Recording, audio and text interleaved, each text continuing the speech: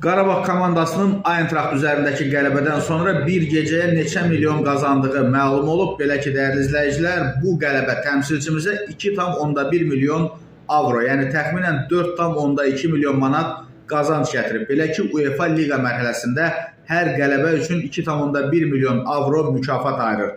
Qarabağ Liqa mərhələsinə düşdüyünə görə ümumilikdə 23 milyon 700 min avro, 47 milyon 735 min manat qazanmışdı. Daha sonra keçirilən oyunlarda Benfica'nı 3-2, Kopenhagen'i 2-0 hesabı ilə məğlub edən Qarabağ bu nəticələr sayəsində əlavə olaraq 4,2 milyon avro, 8 milyon 300 min manat gəlir əldə edib və ümumi gəlirini 27 milyon 970 min avroya, yəni 55,8 milyon manata çatdırmışdı. Bu rəqəmin üzərinə Ağdam təmsilçisinin Liqa mərhələsində Chelsea ilə heçəçəsini və Eintracht üzərində qələbəsini də gəlsək, klubumuzun Liqa çərçivəsində indiyə qədər qazandığı ümumi məbləğ 30 milyon 770 min avroya, təxminən 61,4 milyon manata yüksəlir.